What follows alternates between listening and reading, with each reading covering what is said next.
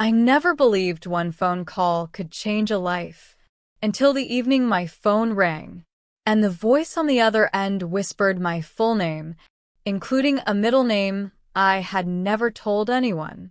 That one call brought back a past I thought I had buried forever, a truth I never dared to speak, and a secret someone knew, even though they were never supposed to. My name is Emily Carter, and this is the story of the stranger who knew everything about me.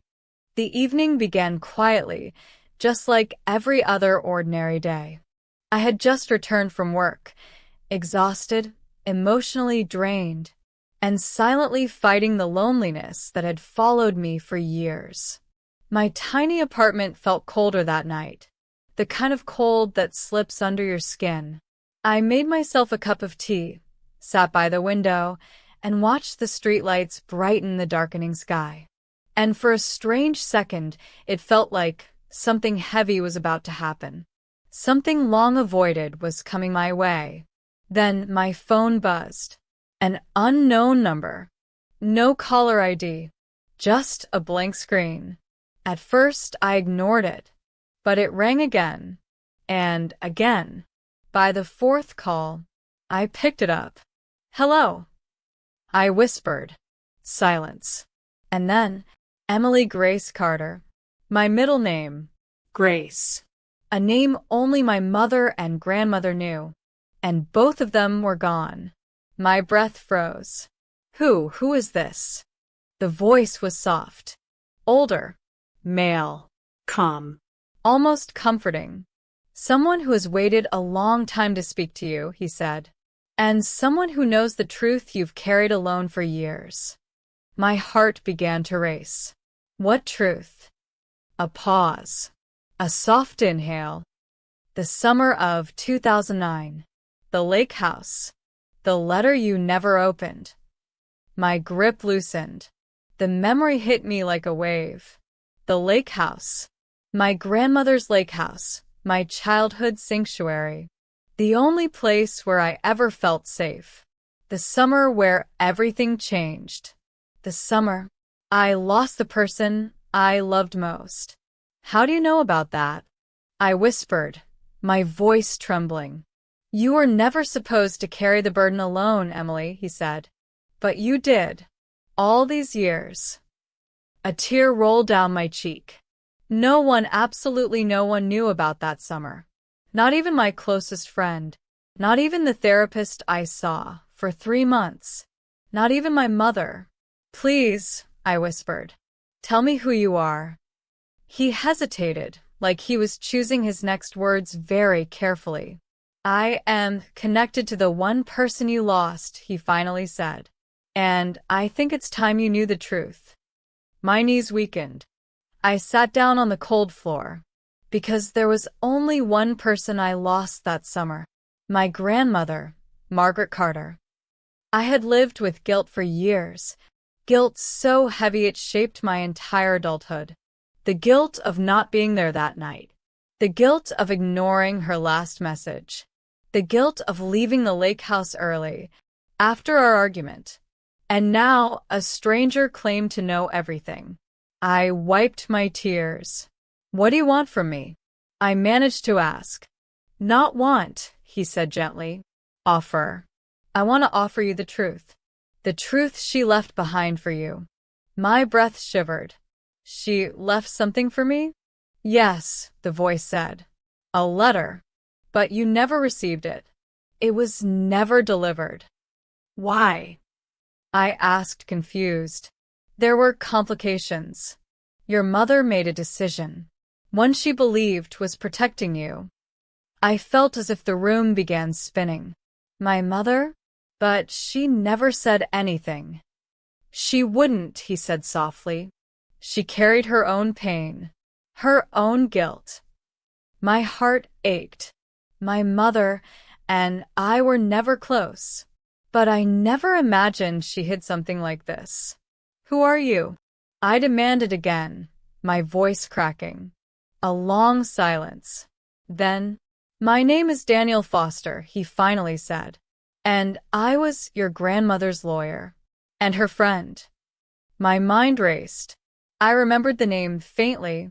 A man who used to visit the lake house once or twice. Kind eyes. Quiet smile. Why call now? I asked. Why after all these years?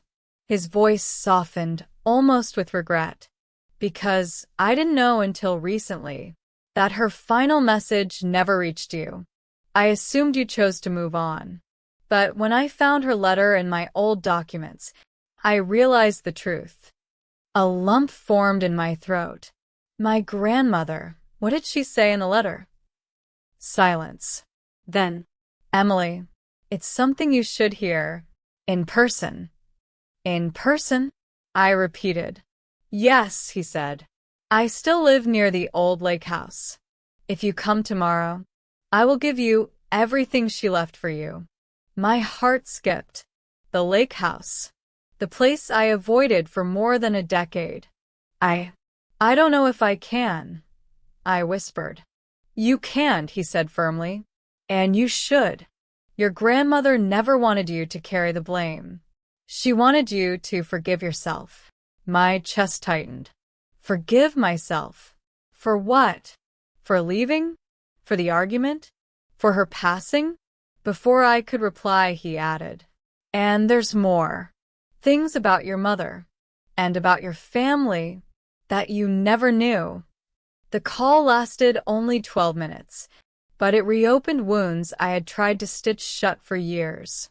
I couldn't sleep that night. Every memory of the lake house came rushing back. My grandmother brushing my hair by the fireplace. Her laughter echoing across the lake. Her holding my trembling hands when I cried over my first heartbreak. Her soft voice telling me I was strong, even on days I felt weak.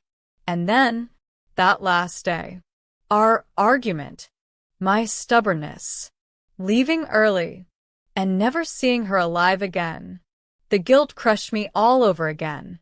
But now, someone claimed there was more to the story. Something I never knew. I needed answers. The next day. By morning, I packed a small bag and left the city.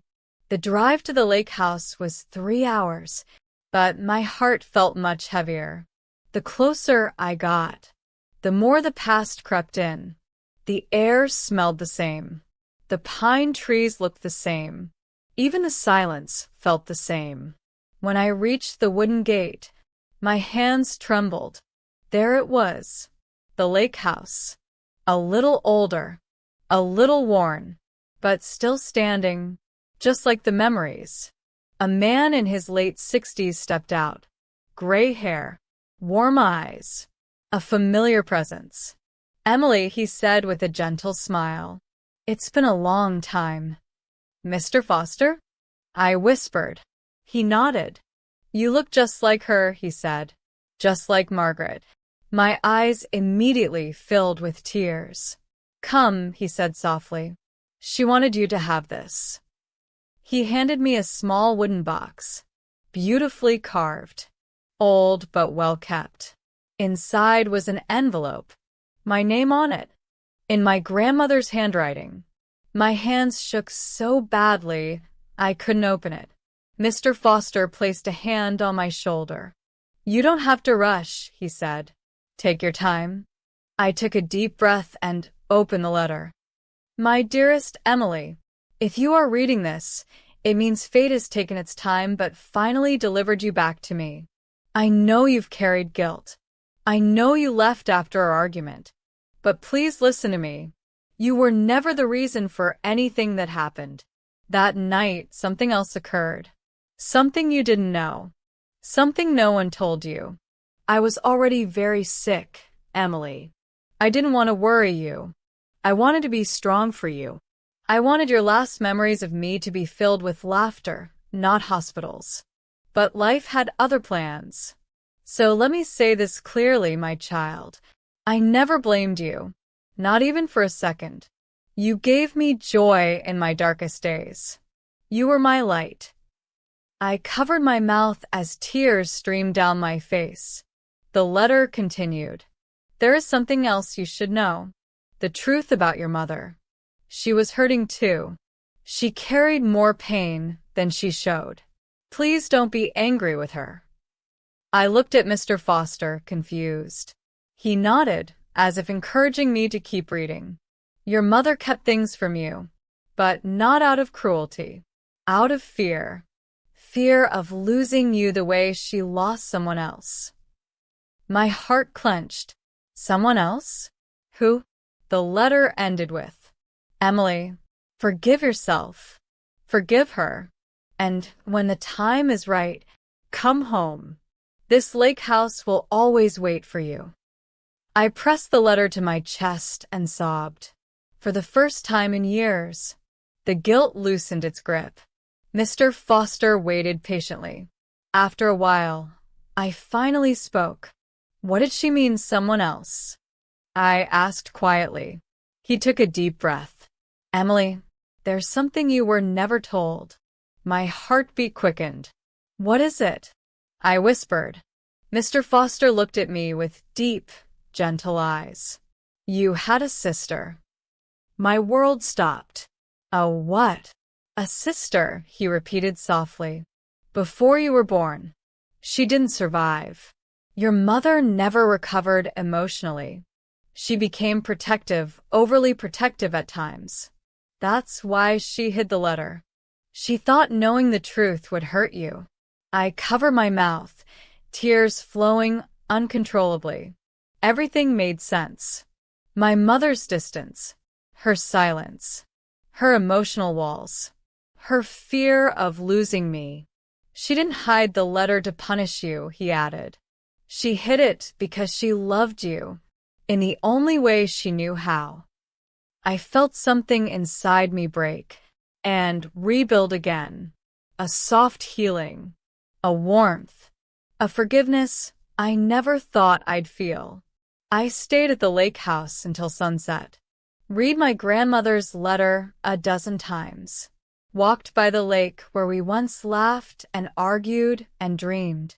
And somewhere between the whispering pines, I felt her love, her forgiveness, her presence.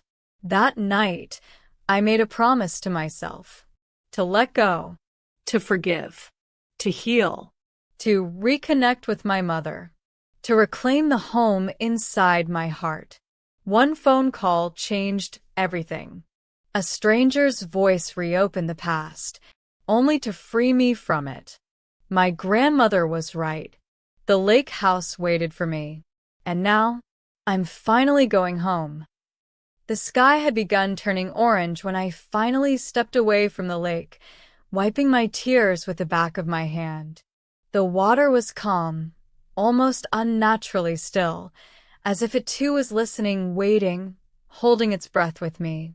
Mr. Foster walked toward me slowly, his hands tucked behind his back. "You look just like Margaret used to when she cried here," he said gently. "She always came to the lake when she was overwhelmed. It was her safe place." I swallowed hard. It was my safe place too until it wasn't. "Because of that summer?" he asked quietly. I nodded. "For years," I whispered, "I thought she died upset with me, that she left this world angry." He shook his head firmly. "No, Emily. She loved you beyond anything else. Margaret's love wasn't fragile. It didn't break that easily." I turned to him. "Then why didn't she tell me she was sick?" "Because you were young," he said. "And she wanted you to have one last summer filled with joy, not worry, not fear." A tear slipped down my cheek. "She protected you in her own way, just like your mother tried to in hers." At his mention of my mother, a knot tightened in my chest. "I don't know how to feel about her," I admitted. "All these years, all the distance, and she never told me I had a sister. She never explained why we lost her. She never told me about the letter." Mr. Foster's tone softened even more. "Pain makes people quiet, Emily. Sometimes too quiet." He motioned toward the porch. "Come inside." There's something else I need to show you. Inside the lake house, memories clung to the air like dust. The same old wooden floors. The same lemon lavender scent my grandmother adored. The same creak in the hallway I used to find comforting as a child. Mr. Foster opened a drawer and pulled out an old leather-bound journal. "This," he said, placing it gently in my hands, "is your grandmother's private diary from the last year of her life." I froze. "She left instructions for it to be given to you when you turned 25, he continued. "But because of the lost letter and your mother's complicated feelings, it never found its way to you." My fingers trembled as I opened the first page. The handwriting was familiar, warm, looping, soft. If Emily is reading this, I hope she knows how much I loved her. My chest tightened. I flipped through page after page. Stories of her days, her thoughts, her fears. But then, near the end, I found an entry that stopped me cold. "Emily and I argued today. She left crying. I wanted to run after her, but my body wouldn't let me. I saw the fear in her eyes, the fear of disappointing me, and it broke me. I closed my eyes, tears falling again." "She never blamed you," Mr. Foster said quietly. "She blamed herself for not having the strength to chase after you." I took a shaky breath before reading more. I must write down what she doesn't know. I didn't tell her the truth, that my heart is failing faster than the doctors predicted. I thought I had months, but today I felt it. The time is near. My breath hitched. If this is my last message to her, please let her know. I was never angry. I was never disappointed. I loved her every second of her life. And I hope one day she forgives herself enough to smile again. The journal slipped from my hands as sobs racked my body. Mr. Foster gently steadied me. "Emily, she didn't die because of anything you did. Her heart had been weakening for a long time. She kept it from both you and your mother." I wiped my face. "My mother knew?" I asked. "Yes. But she didn't know how to tell you. She felt if she told you too early, you'd suffer. If she told you too late, you'd resent her." "And I did," I whispered, "for so long."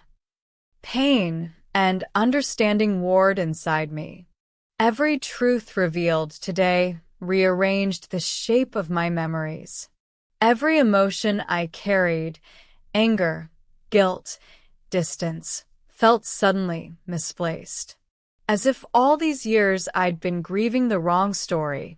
My grandmother didn't die angry. My mother didn't hide things out of cruelty. The pain I thought was mine alone was pain they carried too. And beneath all of that was love. Complicated love. Quiet love. Love expressed imperfectly, but still love. After I calmed, Mr. Foster spoke again. "There's one more thing your grandmother wanted you to know." I lifted my head slowly. "It's about your mother," he said gently, "and why she distanced herself, especially after Margaret passed." A tightness wrapped around my heart. "I always thought she blamed me," I said quietly, "for leaving early that day, for the argument, for everything." "Your mother didn't blame you," he said. "She blamed herself." I frowned. "For what?" "For not being there," he replied. "Your grandmother collapsed alone. Your mother was supposed to visit that afternoon, but she got stuck at work. You know how she used to manage 2 jobs." I nodded slowly. "She arrived 15 minutes too late," he continued. "She found Margaret herself." My eyes filled. And she couldn't forgive herself for that. So she closed herself off. She thought, if she stayed distant, she could protect you from the same loss she felt. I covered my face, crying softly. All this time, I thought she didn't love me. She loved you more than she knew how to show. I wiped my tears and asked in a shaky voice, "Why tell me all of this now? Why after all these years?" Mr. Foster looked at me with gentle sorrow. "Because I'm not getting younger, Emily," he said quietly. "And for the last decade, I've watched both you and your mother drift, hurting separately over the same loss." He placed a small envelope in my hands, and because Margaret wrote a second letter, my heart stopped. "For me?" I whispered. "For both of you," he said. "She wanted you to read this together." Together. My mother and I hadn't sat in the same room for more than 15 minutes in years. We spoke politely, briefly, always careful, always distant, like two people walking on cracked ice. Where is she now?" I asked. Mr. Foster gave me a soft, hopeful smile. "She called me last night." My eyes widened. "She knew you'd come. And she's been waiting for you." I swallowed hard. "Where is she?" My breath caught. I stepped onto the porch, heart pounding in my ears. And there she was, my mother, sitting alone, hands clasped, shoulders tense, hair streaked with more gray than I remembered. Her eyes staring at the lake, the same lake that held our shared grief. She didn't hear me at first. I took a slow, trembling step toward her, then another. The wooden plank creaked under my foot. She turned. Our eyes met, and something inside us broke. Years of distance collapsing in a single, silent moment. "Mom," I whispered. She stood up abruptly, her breath shaking. "Emily," she breathed, my name sounding like a prayer she had held onto for too long. I walked closer. My hands trembled.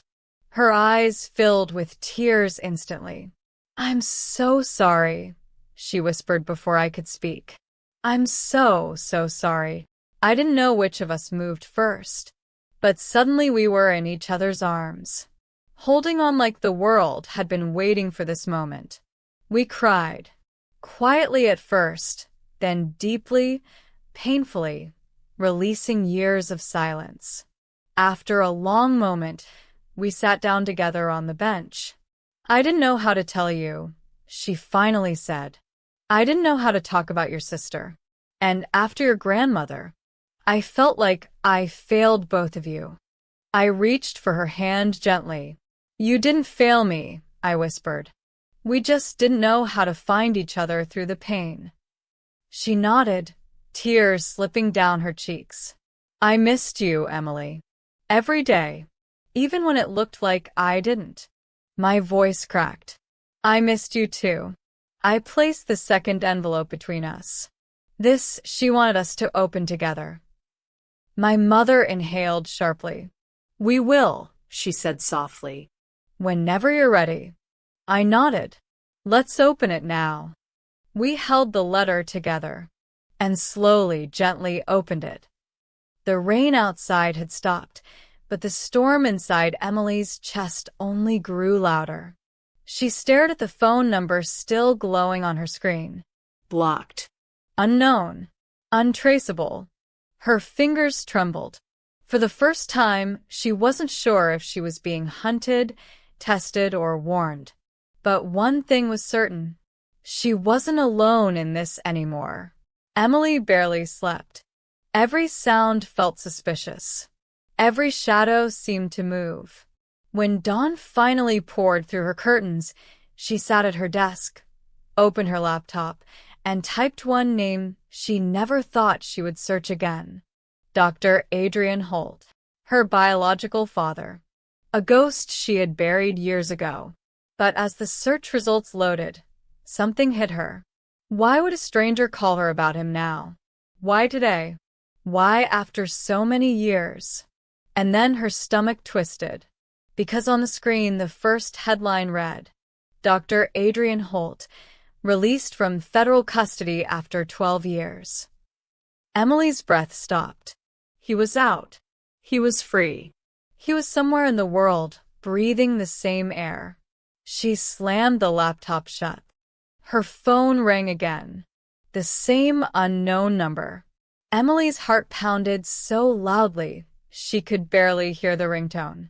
She picked up, not because she wanted to, but because she needed answers. She held the phone to her ear but said nothing. The same calm, cold voice spoke. "Emily, you saw the news, didn't you?" Her throat tightened. "How do you know everything about me?" she whispered. A small exhale came through the line. Almost amused, almost disappointed, because it was my job to know. Her fingers curled into a fist. "Who are you?" A pause. Then, "Someone who has been watching over you since the beginning." Emily's skin prickled. "What do you want from me?" "To keep you safe." "Safe? From who?" Before she could ask, he continued. "He's already looking for you. And he will find you. Unless you leave the city today." Emily stood up so fast her chair fell behind her. She felt dizzy. "This doesn't make sense," she whispered. "Why would my father?" The man cut her off. "Adrian Holt is not your father." Her entire world froze. What do you mean?" His voice dropped lower, colder. "He raised you. He named you. But he is not the man whose blood runs in your veins." Emily grabbed the edge of the table to steady herself. "Then who?" "Not now," the man said sharply. "Pack your things. You have less time than you think." Emily couldn't breathe. "I'm not going anywhere until you tell me the truth."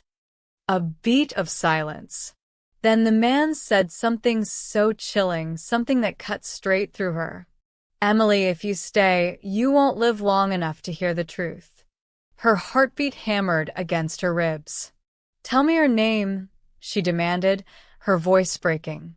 The man inhaled slowly, almost like he was preparing himself. And then he said, "My name is Gabriel.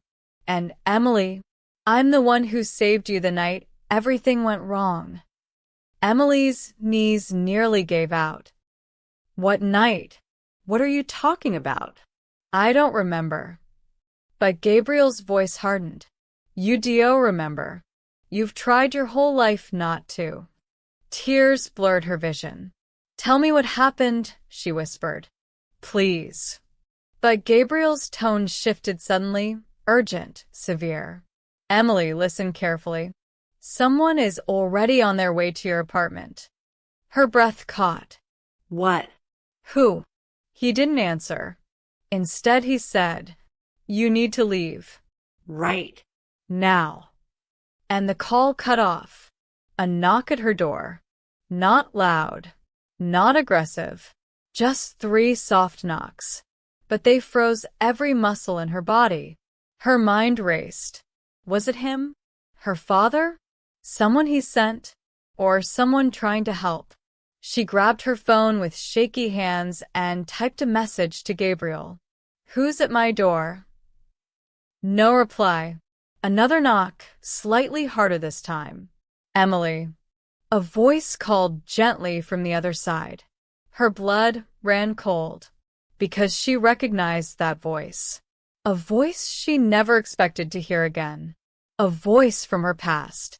A voice she thought she would only hear in nightmares. It was her father.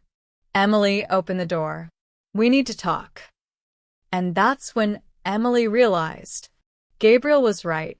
She wasn't safe. Not anymore. Emily sat on the edge of her bed, hands trembling. The room was quiet, but inside her chest, a storm had begun to rise. "I always believed that the past stays behind you." But that night, it came back like a shadow that finally learned how to speak. She replayed the stranger's last words in her mind. "Emily, you need to know who you really are." Why did that voice tremble when it spoke her name? Why did it sound like someone who had carried guilt for decades? She felt something shifting inside her, a curtain lifting, a memory surfacing. A hospital hallway. Bright lights. A woman crying. A man shouting. Stay away from her. Emily gasped. Who were they? She whispered.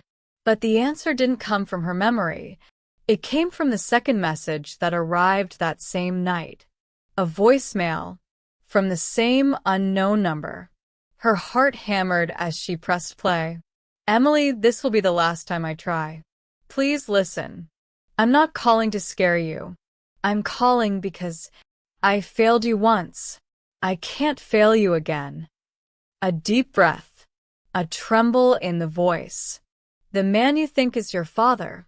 He wasn't the one who held you that night. I was. The voicemail ended.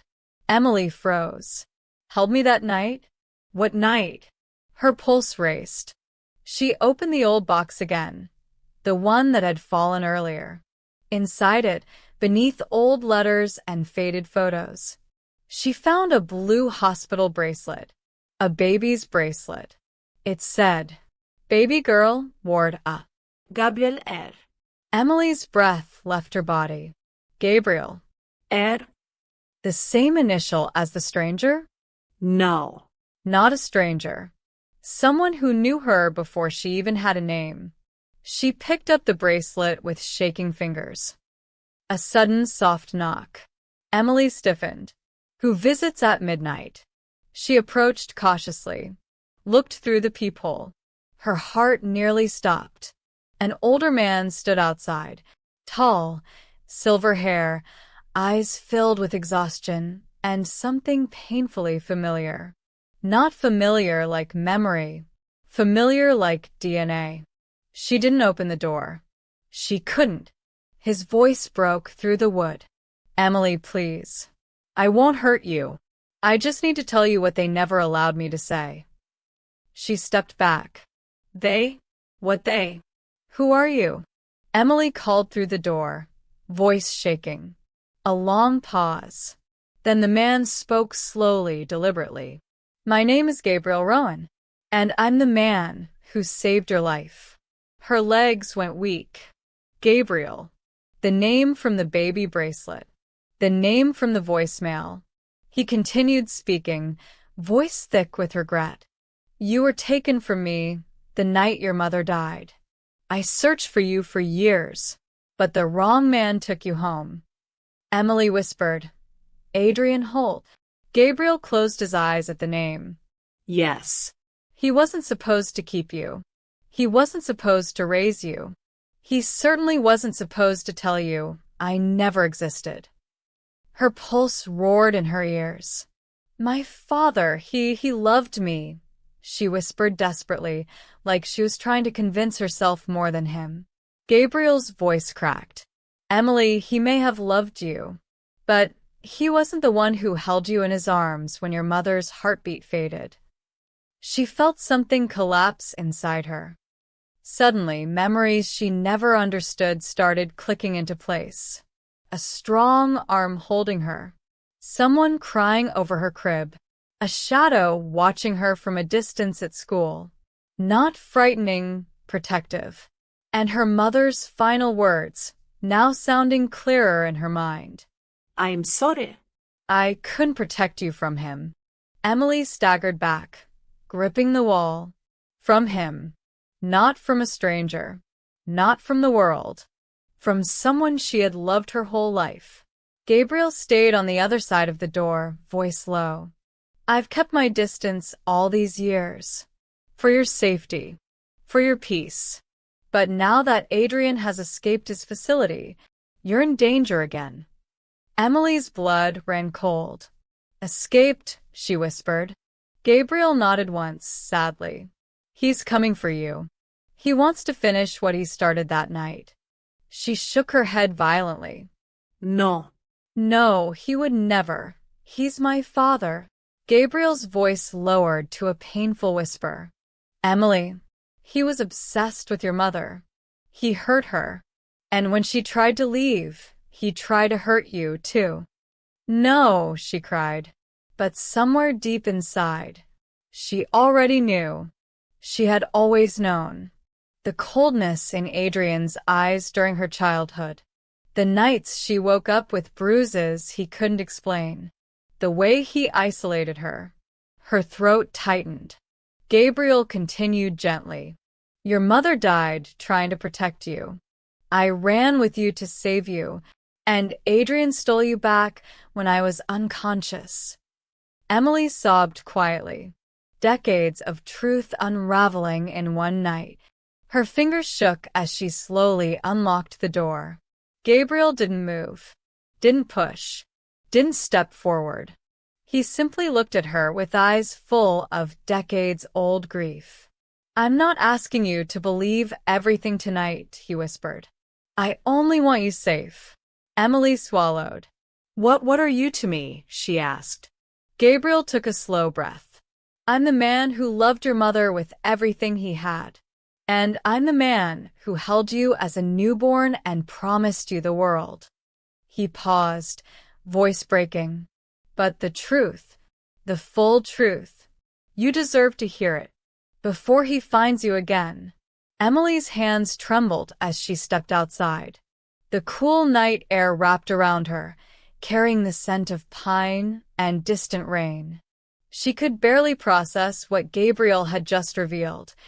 The truth about her mother, her real father, and the danger Adrian still posed. All my life, I believed in one story, one version of myself. But tonight, I realize the truth is always stranger and more painful than we imagine. Gabriel moved closer, keeping a safe distance, his eyes scanning the shadows. Emily, he whispered, Adrian isn't far. We have minutes, maybe seconds. You need to run with me. Her heart pounded. Memories of Adrian's controlling, obsessive eyes flashed in her mind. The fear, the small punishments, the strange isolation as a child. Now it all made sense. I don't want to run, she said shakily.